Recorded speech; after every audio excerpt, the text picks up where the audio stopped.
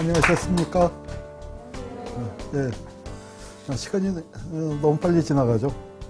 꼭 그 화살처럼 그렇게 빨리 간다는 느낌이 듭니다. 강의 시작한 게 엊그제 같은데 벌써 11번째 시간이 됐습니다. 그야말로 그 쏜 화살처럼 빠르게 달려가는 시간을 정말 온몸으로 느끼게 됩니다. 어차피 쏜 화살처럼 빠른 시간을 살아간다면 정확히 관역을 향해서 달려가야겠다는 생각을 하게 됩니다. 여러분의 삶이 좋은 관역을 향해 가는 길에 조금이라도 도움이 되길 바라면서 오늘 강의 시작하겠습니다. 오늘은 대한민국의 야당사 그 첫 번째 시간입니다.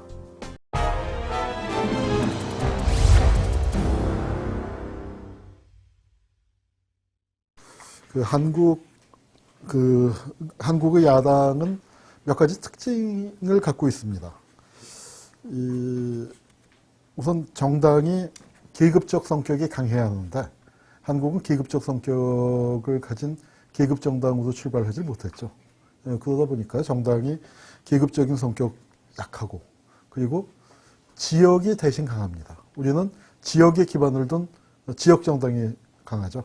더군다나 그 지역 정당이 특정한 보수를 중심으로 특히 삼김시대가 바로 그 전형적인데 그냥 영남, 호남, 충청 이제 그렇게 지역에 기반을 둔 정당이 유지되어 왔고 아직도 그 지역 정당 체제가 계속되고 있다고 해도 과언이 아니겠습니다. 그리고 우리는 민주주의가 이식되었다고 할 수 있죠. 우리 안에서도 물론 민주주의를 향한 여러 가지 중요한 자산들이 있었습니다. 그런데 그게 제대로 꼽히질 못한 채 일본 제국주의가 들어서 우리를 강점하지 않았습니까? 그리고 일본 제국주의에서는 우리가 정당은커녕 집회결사의 자유조차 없었죠. 집회결사의 자유도 3.1운동에서 엄청난 희생을 치르고 난 다음에야 비로소 우리에게 주어졌다가 이게 또 중일전쟁 벌어지고 이제 40년대 들어가면 그나마 다 없어지다시피 됐었죠. 그러다가 일본이 패망하고 미국이 들어오면서 미 군정이 들어와서 우리는 선거제도를 갖게 됐죠. 우리가 일반 보통 선거제도를 48년도에 하지 않았습니까? 남녀평등 선거입니다. 이 남녀평등 선거를 하게 된 게 프랑스의 혁명을 한 프랑스도 40년대, 43년인가 44년에 보통 선거가 됐거든요. 스위스는 우리보다 한 3, 4년 늦게 70년대 초반에 남녀 보통 선거가 평등이 됐습니다. 그러니까 우리한테 선거가 그런 민주주의 제도가 굉장히 빨리 시작이 됐었죠. 그러다 보니까 우리도 그런 선거제도도 익숙하지 않았고 근대적인 정당제도도 익숙하지 않았어요. 우리가 유명한 얘기가 미소 공동위원회를 할 때 미 군정에서 정당사회단체 등록을 하라 했더니 하룻밤새에 나무도장도 아니고 나무도장은 팔려면 오래 걸리잖아요. 감자에다 도장 파갖고 감자도장으로 꽝꽝 찍어갖고 단체 이름 만들고 인민촉성 무슨 당, 무슨 독립촉성 무슨 당 해갖고 400 몇십 개가 한꺼번에 나왔었다고 그러죠. 가끔 이제 하는 얘기입니다만 우리나라 종교에 등록되어 있는 사람 숫자 다 합치면은 우리 국민보다 많다. 그런 것처럼 그때도 정당원들을 다 합치면은 국민보다 많았다고 그럽니다. 이제 그렇게 한꺼번에 많이 이제 생겼었죠. 근데 이제 한국이 오랜 시기 장기 집권을 하지 않았습니까? 이승만 정권이 10년을 했고 또 잠깐 민주당이 잡았다가 박정희 정권이 18년을 갔고 이제 이렇게 군사 독재가 계속 오래 되다 보니까 야당은 어때요? 100년 야당, 만년 야당이죠. 야당은 야당인데 좀 수권 정당, 집권을 목표로 하는 그런 정당으로 사람들이 안 봐주는 거예요. 저는 국민학생 때 제가 낳기는 50년대에 났습니다. 그래서 이승만 시절에 뻘뻘뻘 기어다녔죠. 뻘뻘 기어다녔지만 어쨌거나 제가 철들고부터는 대통령이 박정희였습니다. 그리고 대학생이 될 때까지 박정희였으니까 누구도 대통령 할 생각을 감히 못했던 그런 시절이었죠. 그러니까 야당도 자기네가 실제 집권을 할 수 있었을까. 71년 선거 같은 경우 63년 선거나 71년 선거는 집권을 목표로 했겠지만 유신 시대에 들어오고 난 다음부터는 집권은 꿈도 꾸지 못하는 그런 그 상황이 아니었나 생각이 듭니다. 그리고 또 한국이 이제 그 문제가 미국은 그래도 지금 이제 보면 공화당과 민주당이 적어도 1930년대 뉴딜 정책 이후에는 민주당이 좀 더 분명한 진보적인 색깔을 띠게 됐죠. 그래서 좀 진보와 보수랄까 그런 색채가 분명한데 한국은 그게 거의 없었습니다. 가령 80년대, 90년대 들어와서나 조금 그래도 그 열린우리당이 그런 색깔들을 띄어가기 시작. 평민당이나 열린우리당이 그런 좀 그 진보적인 또는 일반 기층 대중들을 위한 그 색깔을 그때부터 띄어가기 시작을 했지. 그 전까지는 보수 야당이었죠. 그 보수 야당으로서 존재를 했는데 보수 여당과 보수 야당이 있으니까 야당이 차별성을 갖기가 참 어려웠었습니다. 이제 그런 그 한계가 있었고요. 거기에다가 그 권력이 중앙정부 같은 게 주로 뭐 했습니까? 시임할 때는 중앙정부 예산의 절반 이상이 김대중 감시하는 데 쓰였다. 할 정도로 그렇게 야당을 감시하고 파괴하고 분열시키는 그런 공작을 하다 보니까 야당도 맨날 누가 지켜보고 그 감시하고 쑤셔대고 하니까 어떻습니까? 야당도 별로 정상적인 상황이 안 되겠죠. 여러분도 생각해 보세요. 옆집 사람이 밤낮 여러분 그 창문에 구멍 뚫고 뭐 하나 감시하고 그렇게 있으면 여러분 자신도 비정상이 되지 않겠습니까? 자, 그리고 한국에서 보면은 우리가 그래도 정권을 2번 바꿔봤죠. 그러니까 김대중 정권으로 바뀌었고, 그리고 그 다음에 다시 이명박 정권으로 넘어가는. 근데 아마 여러분 주변에서 그런 분들 보셨을 거예요. 누가 되든지 여당 계속하고 있는 분들 있죠. 붙박이 여당. 그런데 붙박이 야당이라는 건 또 없잖아요. 붙박이 야당이라는 건 또 없잖아요. 그러니까 한국이라는 나라가 야당하기 참 힘든 그 나라였던 것 같아요. 특히 지역주의 그리고 계보정치. 계보정치가 심각했고 계보정치는 지난번에 그 얘기를 했었으니까 넘어가도록 하죠. 야당 탄압. 야당에 대한 쥐약이었죠. 탄압 얘기는 조금 해야 할 것 같습니다. 우선 연행과 고문. 이거 굉장히 심각했습니다. 특히 60년대 말 70년대 초반 유신을 전환 시기가 가장 심했다고 할 수 있어요. 그 유신이 하나의 분기점이 되는데 재밌는 게요. 중앙정보부가 많이 잡아간 게 초기에는 야당보다 여당을 더 많이 잡아왔습니다. 여당을 더 많이 잡아왔어요. 즉 집안 단속이 더 심각했던 거죠. 근데 집안 단속이 대개 끝나고 난 다음부터 야당을 치기 시작하고 야당이 아주 길들여져서 얌전해지고 난 다음부터 어딜 칩니까? 제야를 치기 시작을 하죠. 즉 그렇게 그 중앙정보부의 주된 공작 대상 그런 것들이 바뀌어오는데 그래도 70년대, 80년대 중앙정보부 주요한 정책이나 공작이 그 야당을 이렇게 흔들어 놓는데 많이 집중이 됐었죠. 그래서 그 사쿠라란 말이 그 유명해서 전에 한번 그 말씀드린 것 같지만 그것이 바로 이제 그 중앙정보부의 정치 공작의 대상이 돼서 낮에는 당적은 야당이지만 실질적으로는 중앙정보부에 보고도 하고 거기서 돈도 받고 그 공작을 그 의도대로 관철시키는 그런 사람들이 있었고요. 또 그다음에 돈을 통해서 돈을 갖고 많이 합니다. 우선 돈을 갖고 매수해보죠. 그 매수를 하는데 좀 거물쯤 되면 매수가 잘 안 되잖아요. 그러면 어떻게 합니까? 돈줄을 끊어놓죠. 돈줄을 끊어놓아서 가령 세무 사찰을 한다든지 뭐 야당에다가 정치자금 댔다가 세무 사찰 당하고 풍비박산 당했다 하는 얘기들 많이 있습니다. 특히 71년 김대중 씨에게 선거 자금을 댔던 사람들 그런 사람들 아주 그냥 뭐 유신 시절에 굉장히 고생을 많이 했죠.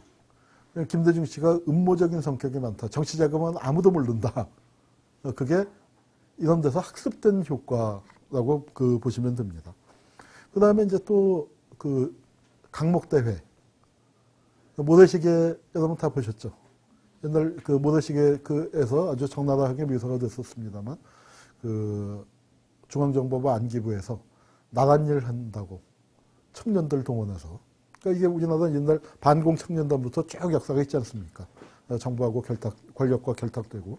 그래서 걔네들 풀어갖고 야당 전당대회에 습격하고 뭐 그런 일들이 70년대에도 있었고 80년대에도 있었습니다. 돈 갖고 안 되면은 이제 그렇게라도 해서 쓰는 거고요. 그 다음에 이제 분열 공작 중에서 제일 대표적인 건 중앙정보부가 했었던 분열 공작 중에서 제일 대표적인 게 그 신민당 김영삼 총재를 국회에서는 제명했단 말이에요. 그러니까 김영삼 총재가 이제 그 거세게 도전을 하니까 국회에서는 제명을 했는데 여전히 신민당 총재 아닙니까? 그래서 원외 총재로서 계속 강경하게 나가니까 그걸 어떻게 했냐면 신민당 전당대회를 할 때 거기 절차에 하자가 있다. 그래갖고 직무 집행정지 가처분 신청을 제기하게 합니다. 그래서 그걸 법원이 받아들여서 법적으로 당무를 정지시켜요. 그래서 선관위에서 대표 자격을 그러니까 정당의 대표로서 등록이 돼 있을 게니까 그 등록을 취소시켜버리는 이제 그런 식으로 그 공작을 펴기도 했습니다. 그러다가 박정희가 유신 정권이 무너졌죠. 그런 짓 하다가. 자, 그 다음에 이제 특히 또 그 야당 탄압에서 아주 많이 등장을 하는 게 여자 문제입니다. 그 야당 의원들, 이제 남성, 뭐, 우리 여성 정치인이 적으니까 그 남성 정치인들 뭐, 미행을 하기도 하고 또는 중앙정보부가 술자리를 만들어 주죠. 만들어 주고 아예 세팅까지 해놓고. 아예 세팅까지. 제가 그 당시에 그 공작을 했던 분을 인터뷰를 한 적이 있어요. 미국에 가서 인터뷰를 했는데 그분이 원래 전공이 영화를 전공했었대. 청년 시절에. 뭐 얘기하다가 그건 내가 선수 아니요. 이렇게 촥 하고 그래서 적당한 시점에 딱 문 열고 들어가서 촥 찍으면은 그 사람 표정이 그가 하는 표정이 나오는데 뭐 이제 그런 거 그다음에 조금 이제 그 장난기가 동하면 그 여절시켜서 아예 옷을 다 갖고 도망을 치게 뭐 이제 그러는 거 뭐 하여튼 그 여자 문제를 갖고 꼬투리를 딱 이걸 걸어놓고서 이제 그런 짓들을 많이 했었죠. 그리고 뭐 도청, 미행, 사찰 그거는 뭐 반복듯이 했고요. 그러니까 제가 이제 직접 자료를 본 것들은 이제 일부 그런 자료들이 남아 있었는데 그 국정원 과거사위 할 때 봤는데 뭐 가장 암흑의 신원 불상녀와 접촉. 근데 이제 그게 한 사흘쯤 한 2, 3일 후에 보면은 그 신원 불상녀는 누구고 사람이 누구고 그 다음에 어디 사는 암흑이고 그 다음에 둘의 관계는 뭐 내연 관계다 혹은 뭐 여기는 그냥 뭐 친척 누나다 뭐 이제 그런 식으로 뭐 또 다음 보고서가 또 올라오고 뭐 그런 것들도 많이 봤었습니다.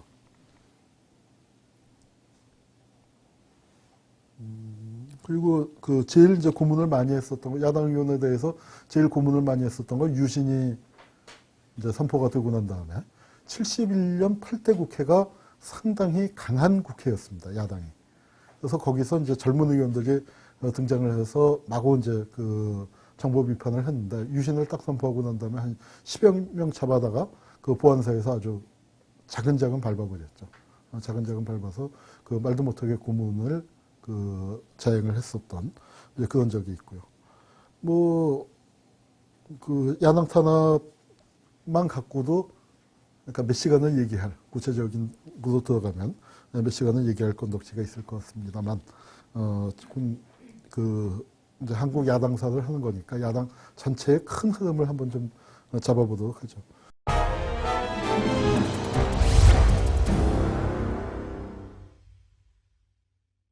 우리 대한민국 정부가 수립되고 난 다음에 가장 강력한 야당이 한민당입니다. 한국민주당. 근데 한국민주당은 사실 미 군정 시기에는 여당이나 다름없었어요. 한민당의 주요 간부들 중에서 그러니까 미 군정의 국장들, 지금으로 치면 장관이죠. 그런 사람들이 대거 나왔었고 그리고 한민당 자신도 자기네가 여당이 될 거라고 생각을 했었죠. 이승만 박사를 대통령으로 추대했지만 초대 헌법은 내각 책임제 헌법을 꿈꿨었습니다. 그리고 내각 책임제 헌법이었는데 이승만 박사가 비토를 해버린 거죠. 대통령제 아니면 안 한다. 나 안 해. 이제 거기에 한민당이 어쩔 수가 없어서 대통령 책임제도 그 자리에서 바꿨습니다. 그러다 보니까 우리나라 헌법이 미국은 대통령 중심제인데 총리가 없잖아요. 근데 우리는 총리가 있고 총리가 권한이 상당히 주어져 있는 편이죠. 대통령 중심제도 바꾸긴 했지만 내각 책임제적인 요소들이 많이 원래 남아 있어서 그런 이원 집정부까지는 안 돼도 상당히 총리의 권한이 실질적으로는 센 편입니다. 다만 그 권한을 행사하는 사람이 없어서 그렇죠. 이회창 씨가 총리할 때 처음 행사하려고 했다가 임명된 지 넉 달 만에 잘렸죠. 그러니까 한민당은 자기네가 여당이 될 거라고 생각을 했는데 이승만이 권력을 나눌 때 자기 혼자 독차지해버린 거예요. 이승만은 왜냐하면 한민당은 토착 지주들이고 여기 토착 세력인데 거기에 엎였다가는 이승만이 얘네들한테 휘둘릴 것 같으니까 이쪽을 버리고 대신 친일파라든가 관료들 그런 쪽에 올라앉은 겁니다. 그래서 한민당은 굉장히 보수적인 성격이었음에도 불구하고 그리고 우리나라 우파의 어떤 의미에서는 주주라고 할 수 있죠. 그리고 대중들 입장에서 볼 때 친일파보다는 그래도 한민당이 덜 오염된 한민당도 오염이 됐죠. 친일 문제에서 깨끗하지는 않습니다. 그러나 이승만의 직계로 들어갔었던 그 사람들에 비해서는 그래도 조금은 낫다고나 할까요? 좀 그러니까 비유하기가 참 어렵습니다만 그래도 친일의 정도가 조금 약한 그런 그리고 구민족주의자들. 근데 민족주의자들 중에서 지조를 지키지 못한 것과 아주 빨가벗고 친일을 한 거하고는 다르지 않습니까? 그러니까 이제 아마 그런 차이라고 할 수 있을 텐데 한민당은 이제 그런 집단이었는데 이승만에 의해서 배척을 받아서 즉 그러니까 정치적인 성격, 그러니까 계급적인 성격이 다른 집단은 아니었어요. 근데 권력을 나눠 먹을 때 거기서 빠진 거죠. 그래서 야당이 된 존재였습니다. 이러다 보니까 한민당이 굉장히 뭐랄까요. 그러니까 우리 역사에서 보면은 가령 80년대 초반까지만 해도 어떤 얘기들을 많이 했냐면 전통야당 한민당의 척통을 계승했다. 그래서 한민당의 그 뿌리를 이어받았다는 걸 굉장히 자랑스럽게 얘기를 했죠. 근데 80년대 후반부터 사람들이 현대사 공부를 하고 난 다음부터는 그 야당 쪽에서 그런 얘기가 쑥 들어갔습니다. 90년대에는 그런 얘기가 쑥 들어갔지만 80년대까지는 전통야당 한민당의 보통을 계승했다고 했는데 한민당은 계속 축소되는 과정이에요. 처음에 미군정 때는 세가 셌다가 이승만한테 버림을 받았죠. 근데 이승만한테 버림을 받으니까 한민당을 원래 지지했던 돈 있는 사람들 같은 경우는 자연히 권력을 찾아갈 거 아니에요. 그리고 진짜 대중들 입장에서는 한민당은 별로 야당 같아 보이지가 않았던 거예요. 그러니까 선거를 하면 48년 선거에서도 한민당이 별로 재미를 못 봤어요. 근데 50년 그때 이제 국회의원을 2년 만에 했는데 50년 선거에서는 그 한 3분의 1 정도도 줄어들었을 겁니다. 그리고 그 다음번 선거에서는 2대 국회에서 무소속 돌풍이 불어서 재헌국회의 70석에서 23석으로 줄어들었어요. 그래서 뭐 3분의 1 수준으로 줄어들었고 그리고 3대 국회에서는 15석으로 또 그나마 줄어들었어요. 그러니까 이렇게 턱턱 줄어들어서 교섭단체도 원내 교섭단체도 구성하지 못할 정도로 즉 전통 야당 뭐 한민당이라고 하지만 국민들로부터는 그렇게 사실은 광범위한 지지를 받지 못한 왜냐하면 그 계급적 성격이 이승만 정권하고 너무나 똑같기 때문에 그 당시만 하더라도 대중들이 선거를 할 때 뭔가 좀 다른 야당을 원했을 거 아닙니까? 그러다 보니까 한민당이 그 배척을 받고 자꾸 축소됐는데 이제 그게 50년대 중반에 와서 55년도에 와서 이제 56년 대통령 선거를 앞두고 그 전통 야당 민주당으로 재편이 됩니다. 이제 한국민주당 그걸 띄고 민주국민당이었다가 이제 민주당으로 바뀌게 되는데 요때 이제 일종의 야권의 대동단결 분위기가 생겨요. 근데 다음에 진보정당 얘기할 때 조금 더 자세히 말씀드릴 기회가 있을지 모르겠습니다만 요때 조봉암 선생도 야당에 같이 참여하려고 그러죠. 조봉암이 처음부터 진보당을 만들 생각이 없었습니다. 조봉암은 보수 야당 속에 묻혀 들어가는 게 한국과 같은 상황 속에서는 아마 그걸 본능적으로 알았었는지 모르겠어요. 그래서 독자적으로 진보당을 결성하는 것보다는 이쪽 야당에 같이 가고 싶어 했는데 야당에서 안 받아준 겁니다. 김성수 선생 같은 분은 받자고 그랬어요. 그런데 이때는 이 당을 만들 땐 김성수 선생이 병석에 누워 있었고 뭐 적극적으로 개입을 못 하다 보니까 조병옥이라든가 신익희라든가 이제 이런 사람들이 비토를 해버린 거죠. 왜냐하면은 52년 선거에 조봉암이 정말 개인으로 뛰었는데 15%인가 나왔거든요. 그러니까 굉장히 많이 나왔단 말이에요. 굉장히 많이 나왔고 특히 토지 개혁을 했잖아요. 조봉암이 농지 개혁할 당시에 그 농림부 장관이었고 그 다음에 젊은 시절에 공산주의 운동을 했었고 그러다 보니까 비록 남쪽에 있지만 진보 성향의 표들이 일정하게 흡입하는 그 힘이 있었습니다. 이제 그러니까 조봉암 거북하다. 전 공산주의자는 전향해도 공산주의자다. 왜 군대 가면은 걸레는 빨아도 걸레다. 이제 그런 말이 있죠. 한 번 공산주의자는 영원히 공산주의자다. 전향 필요 없다. 뭐 그래갖고 조봉암을 배척을 했어요. 그러니까 조봉암은 오히려 놀아줘. 같이 놀자. 라고 하는데 배척을 받아서 할 수 없이 밖에 떨어져서 만든 게 그게 그 진보당입니다. 그 중에서도 진보당 중에 또 민혁당 그 서동암이라고 그 동암 서상일 선생이라고 대구 쪽의 진보 계열을 대표하는 분이 있었죠. 이분은 한민당의 8대 총무라고 하는 8총무라고 하는 그 중에 한 분이었는데 이분하고조차도 이분도 조봉암하고는 또 거리를 두니까 이걸 합쳐지지도 못하고 그렇게 해서 이제 진보당이 따로 생기게 되는 겁니다. 자, 그런데 이제 한국의 이 민주당이 그러니까 조봉암 같은 사람조차도 빨갱이라고 밀어낼 정도니까 색깔로 치면 어때요? 철저한 보수죠. 전혀 불온하지 않은 정당입니다. 그런데 불온하지는 않았지만 억세게 불운했던 정당이에요. 56년 대통령 선거는 우리나라 선거에서 보면은 바람이란 게 있습니다. 이게 선거란 게 정말 살아 움직이는 것 같아서 다른 뭐가 막 안 먹혀 들어가는 게 선거죠. 바람이 한번 불었다 하면. 근데 그 중에서 우리나라에서 이제 최초의 큰 바람이 분 게 56년 대통령 선거예요.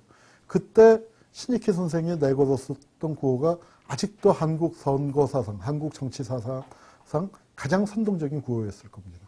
못 살겠다 가라보자. 그때 서울 인구가 100만 정도일 때 한강 백사장에 30만 군중이 모였으니까 뭐 지금으로 치면 한 4,500만 그 모인 셈이죠. 그래서 거기서 이제 쫙 하고 분위기 잡고 그러다가 선거를 얼마 안 두고 덜컥 돌아가셨죠. 그때 이제 조봉암이 뛰었는데 조봉암 얘기는 진보정당 할 때 하고요. 이때 야당이 대신 장면 씨가 부통령에 당선이 됩니다.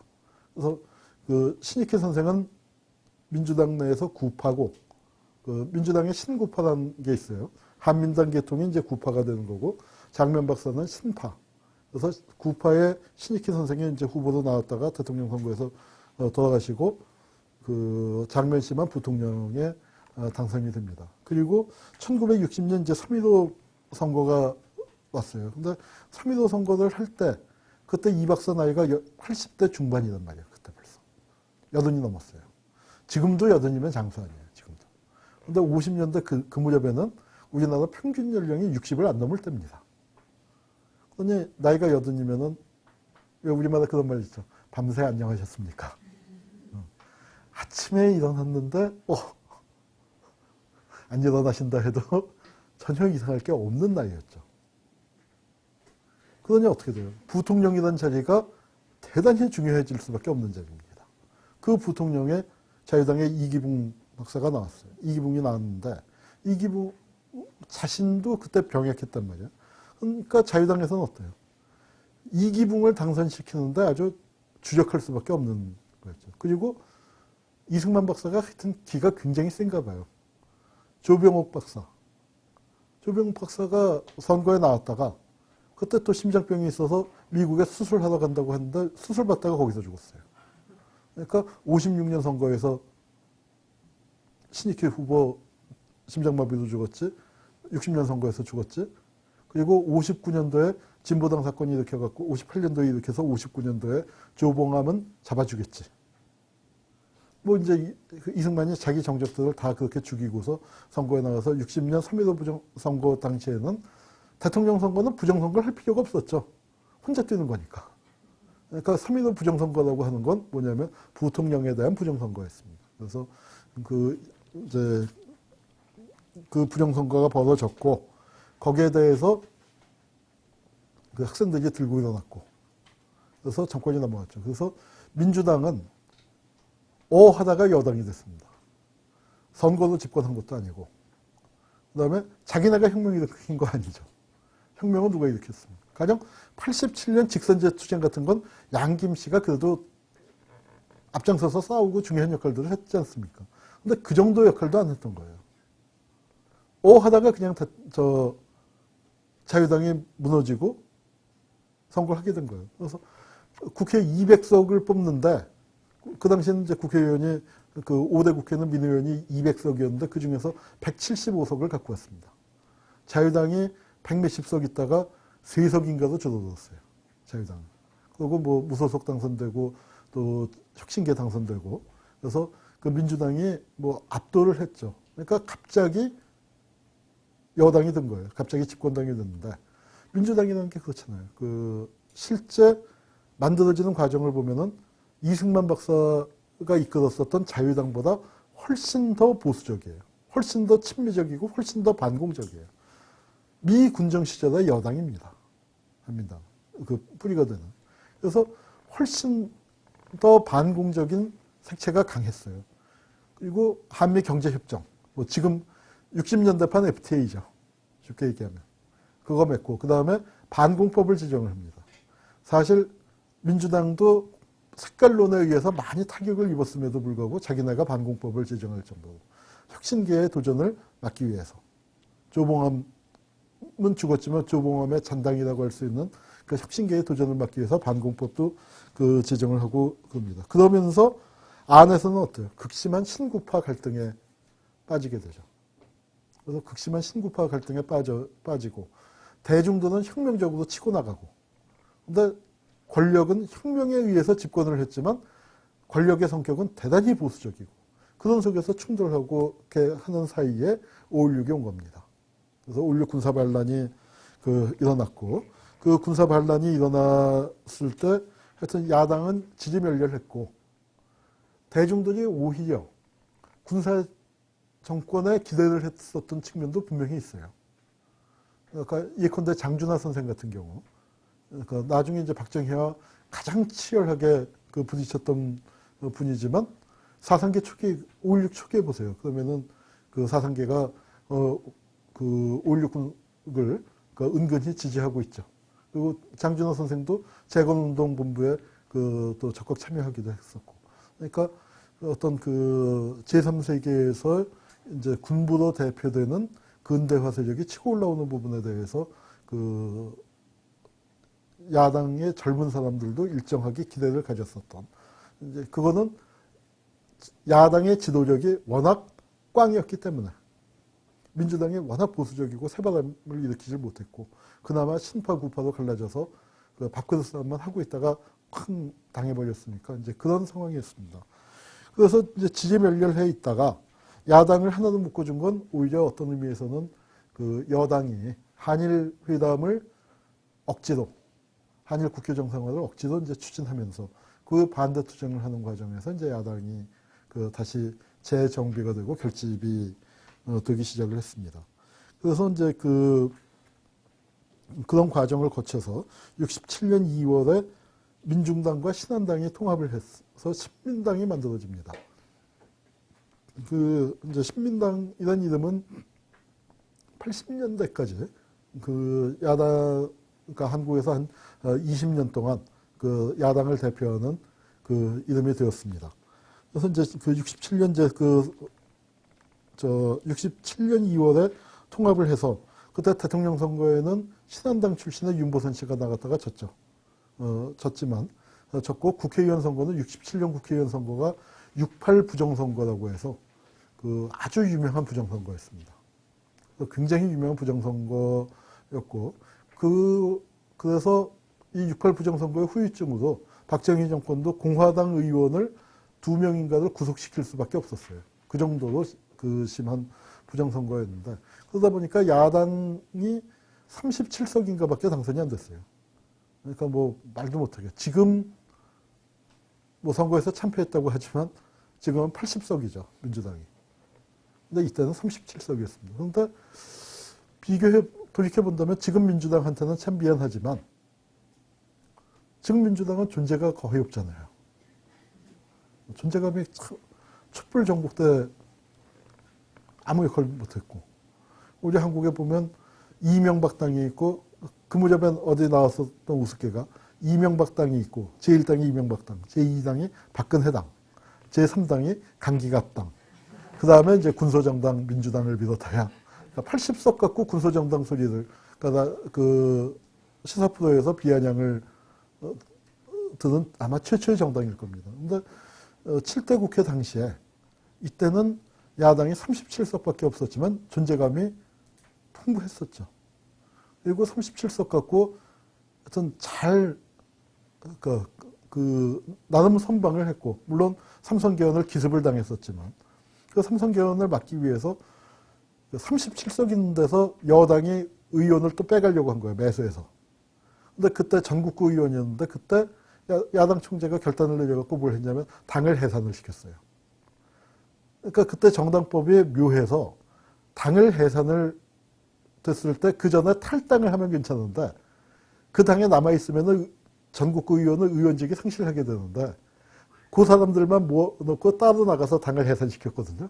그러니까 그 의원 3명이 중앙정보부가 공작해서 이쪽으로 빼가려고 했었던 걸 의원직을 상실시키게 해버렸죠. 그래서 굉장히 기습적으로 그 법의 어떤 허점을 이용해서 하는 등 그런 이제 결단 있는 모습을 보여줘서 사실 뭐 7대 국회 때는 야당의 존재감이 풍만했는데 지금은 그 2배가 넘는 80석을 갖고도 그 존재감을 발휘하지 못하고 있습니다. 하여튼 뭐 이제 그런 과정에서 그 이제 중도 통합론 그러니까 이제 그런 과정에서 삼성개헌이 강행이 됐고요. 삼성개헌이 강행이 되고 나니까 국민들도 이제 이거 야당을 좀 키워야겠구나. 그래서 71년 선거에서는 그 야당이 개헌 저지선을 확보합니다. 국회에서 합법적으로 개헌을 할 수 있는 길이 막혀버리게 되니까 박정희 입장에서는 3선은 했지만 그때 박정희가 삼성개헌이 되고도 저보다 나이 조금 더 먹었었어요. 그때 박정희가. 그러니 계속 하고 싶잖아요. 계속 하고 싶으니까 그런데 삼성개헌 했고 그걸 또 4선으로 바꿔서 한 번만 또 더 합시다, 한 번만 더 합시다 그렇게 할 수는 없으니까. 그러니까 아예 이제 유신의 길로 들어가 버리게 됩니다. 유신을 하면서 이제 신민당 강성 의원들을 다 잡아다가 뚫겨 패고 그 다음에 김대중 씨 납치하고 이제 그런 그 상황이 됐지만 그 속에서 이제 그 김영삼 씨가 그 무렵에 74년도에 야당의 깃발을 들고 나오기 시작을 합니다. 그래서 이제 그 당선이 되면서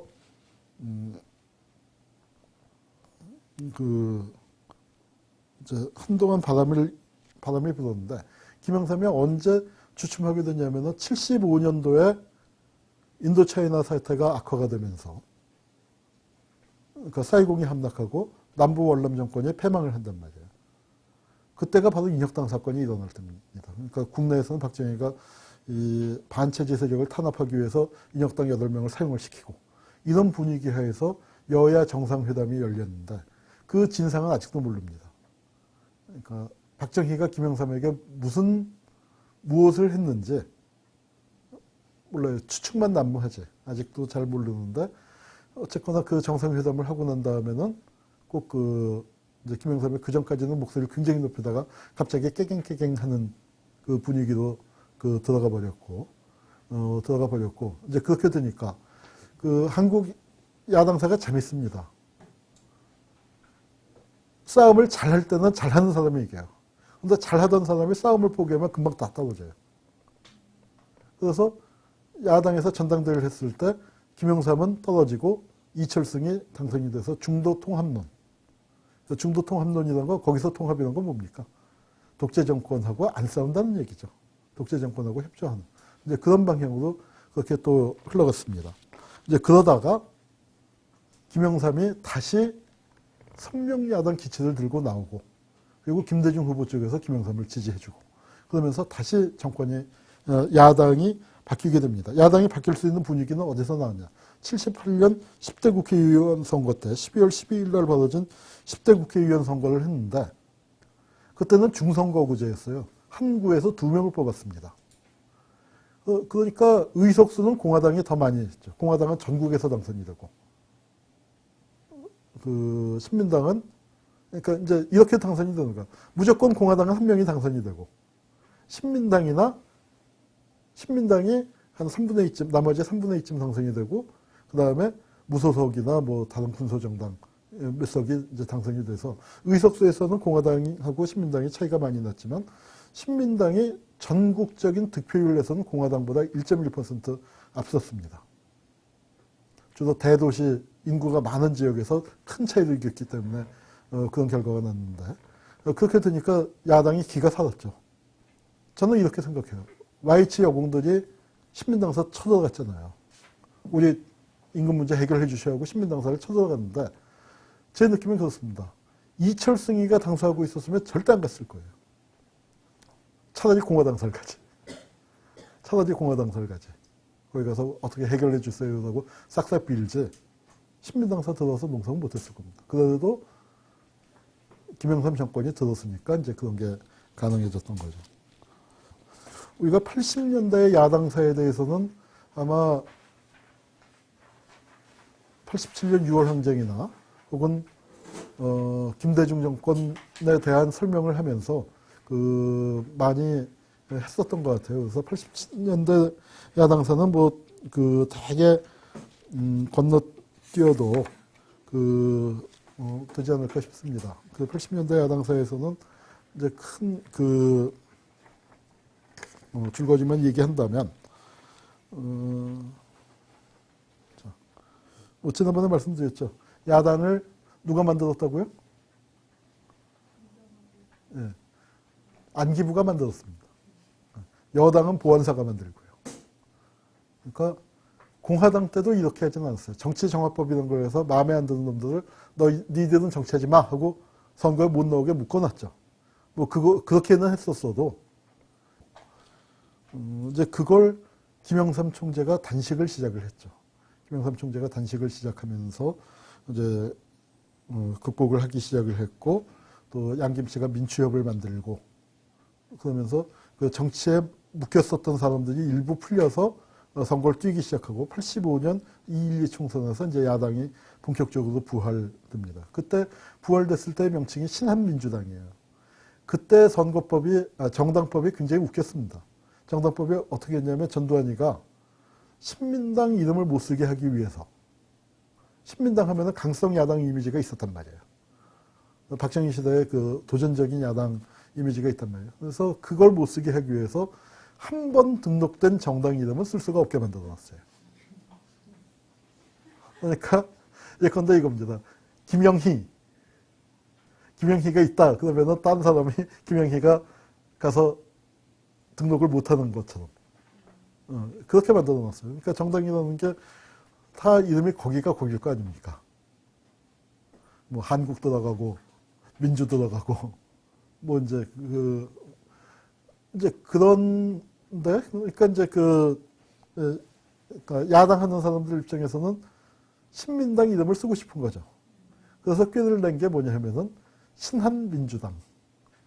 신한민주당이라고 정당법에 등록은 해놓고, 선관위에다가는 등록은 그렇게 하고, 줄여서 그냥 신민당이라고 했었던 것이죠. 그래서 이제 신민당을 만들어서 몇 년을 싸웠었습니다. 그때 신민당에서는 이제 총재도 이민우 씨라는 분을 대신 내세웠죠. 이민우 총재를 내세웠는데, 그러니까 일종의 양김 씨가 합의한 고용사장으로, 처음에는 좀 인기가 있었지만 여권에서 공작을 했죠. 이민우 씨를 붙잡고, 야, 내각 책임제로 가자. 이민우 씨가 솔깃했어요.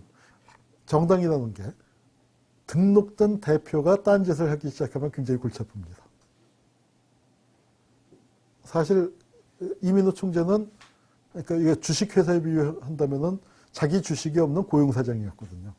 근데 딱 버티고 앉아서 딴짓을 하니까 골치 아프니까 어떻게 됐습니까? 대주주들이 사장을 자른 게 아니라, 정확하게 얘기하면 사장을 자른 게 아니라 대주주들이 자기 주식을 빼버린 겁니다. 그래서 의원들을 데리고 나가서 딴 당을 만들어 버렸죠. 아마 그 통일민주당을 그래서 만들었죠. 신한민주당을 넣었다. 그러니까 한국이 보면 민한당이 있었는데 그게 전두환 정권 5공화국 초기에 제1야당이었는데 그걸 2.12 총선 이후에 신민당이 생기니까 민한당에 있었던 의원들도 우신민당으로 탈당해서 와서 민한당은 껍데기만 남고 없어지고 신한민주당을 세워서 이제 활동을 했는데 여기서 이민호 씨가 정권하고 이민호 씨가 처음에는 잘했어요. 잘해서 인기도 참 좋았었는데 이상하게 내각제 파동하면서 짝짝꿍 이상한 방향으로 가고 양김씨 말을 안 들으니까 어떻게 했습니까? 여기 또 나와서 통일민주당 만들었고 또 김대중 씨도 한번 그랬죠. 그 이제 3당 합당 이후에 꼬마민주당이라고 생겼잖아요. 그러니까 그 김영삼 씨 쪽에 다 3당 합당으로 따라갔는데 야 이거 그걸 어떻게 따라가냐 어떻게 야합을 하냐 해서 남은 사람들이 몇 명이 민주당 간판을 지켰죠. 그래서 그게 꼬마민주당입니다. 근데 그 꼬마민주당이 새정치국민회의하고 결국 합쳤죠. 그 김대중 씨하고 합쳤는데 그래서 이제 당 대표를 이기택 씨를 해놨는데 이기택 씨가 또 말 안 들으니까 거기서도 또 김대중 총재 씨가 그 자기 의원들 데리고 나와서 딴 당을 만들었었던 그런 전례가 있습니다. 그래서 아마 그것도 이제 한국 야당사에서 굉장히 또 특이한 현상이 아니었나 싶습니다. 하여튼 그 한국 이제 그 야당이 이제 80년대를 이렇게 겪고 그 87년 6월 항쟁에서 성공을 하고 난 다음에 그 다음에 이제 정말 집권을 놓고 싸우게 됐죠. 근데 그 집권의 기회가 왔을 때 야당이 통합하지 못하고 단결하지 못하고 분열되는 바람에 그 집권 기회를 내줬고 그 집권 기회를 내주고 나니까 이제 그 88년도가 여소야대가 됐습니다. 그때가 아마 한국의 야당이 제일 그 강력했던 시절이 아닌가 싶은데요. 여소야대 상황이 그때 놓으니까 이제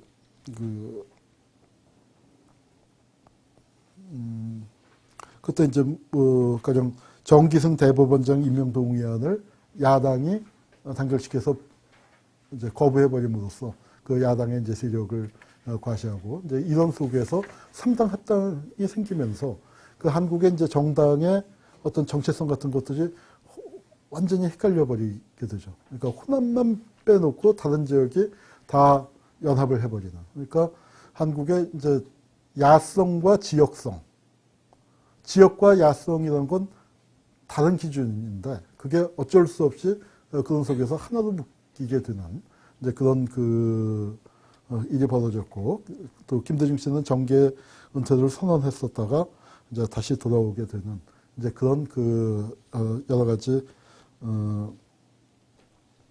과정을 겪었습니다.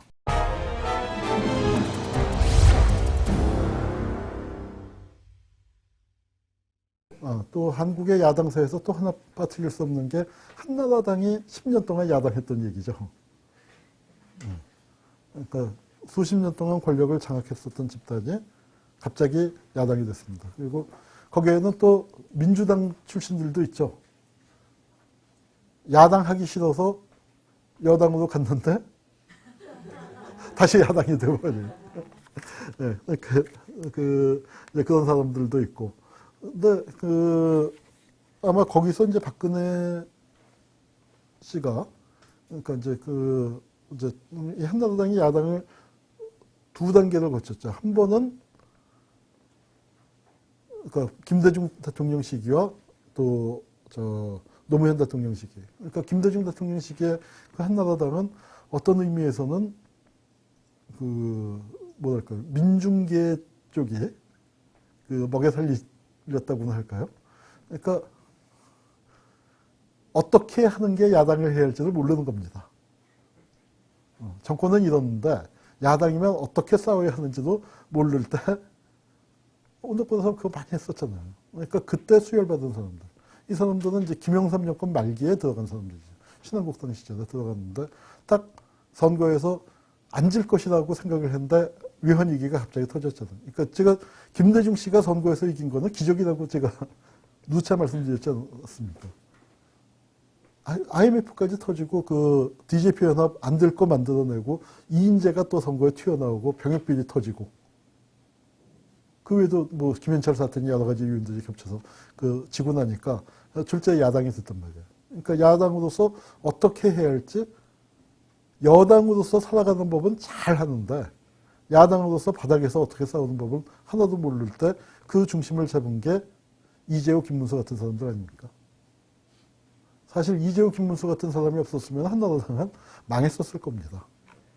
그러니까 그 엊그제 이재호 씨가 어디 인터뷰에 나와서 그 하는 얘기인데 그 얘기 자체는 맞는 말이죠. 왜냐하면 자기가 한나라당이 정말 어려웠을 때는 자기를 전면에 내서서 싸우지 않았냐. 그래서 자기가 안 한 게 없다 이거죠. 뭐 원내총무회, 사무총장회, 원내대표회 그거 다 하면서 하고 그래서 한나라당을 살려놨더니 그 다음에 한나라당이 지금 잘 나갈 때 이재호가 뭘 하려고 하면은 저거 옛날에 빨갱이였다. 예, 그런 얘기가 이제 나온다고 그 푸념을 하는데 사실 맞죠. 그러니까 이재호나 김문수 같은 사람이 나와서 했고 그러니까 지금 그 한나라당도 체질이 많이 바뀐 겁니다. 이게 그러니까 80년 민정계 뭐 뿌리가 그거죠. 그리고 그 집 재산을 물려받은 건 맞죠. 그런데 그걸 운영하는 사람들은 일단 김영삼이 들어오면서 민주계가 따라왔고 그러면서 민정계라는 게 옛날 민정계라는 게 무지 흐려졌고 그리고 그 이후에 또 민중당 출신들이 들어왔고 그러면서 한나라당도 야당 시절에 많이 바뀌었고 또 박근혜 후보 씨가 그 한나라당 대표를 하면서 탄핵 직후 그 전후에 그때 제가 볼 때는 굉장히 잘했 야당 총재로서 야당 대표로서 중심을 잘 잡았다고 생각을 해요. 그 뭐 지금 오늘 뭐 박근혜 씨 얘기를 할 자리는 아닌 것 같습니다만 적어도 박정희 딸이기 때문에 그렇게만 됐다. 그 자리까지 올라왔다. 그것보다는 분명히 뭔가 자기의 리더십을 분명히 보였었던 적어도 그 시기에는 보였었던 게 아닌가 이제 그런 그 생각을 하게 됩니다. 그래서 그러니까 야당 시절을 한나라당이 집권할 수 있었던 건 왜 집권했습니까? 어떻게 됐습니까? 저는 야당 시절에 잘했기 때문이라고 생각을 해요. 그리고 여당이 또 못했고 지금 근데 민주당은 어때요? 지금 지지멸렬한 상태죠. 지지멸렬한 상태라서 야당을 잘 보내야 집권할 수 있는 겁니다. 네. 대한민국 현대사의 온갖 질곡 그리고 그 질풍노도의 장을 만들어온 야당사 오늘은 여기까지 하도록 하겠습니다. 다음 시간에는 대한민국 야당사에서 그 진보 정당의 이야기와 또 야당이란 도대체 어떻게 활동해야 하는가 그 야당의 정치성 이야기 이어가겠습니다. 네, 감사합니다.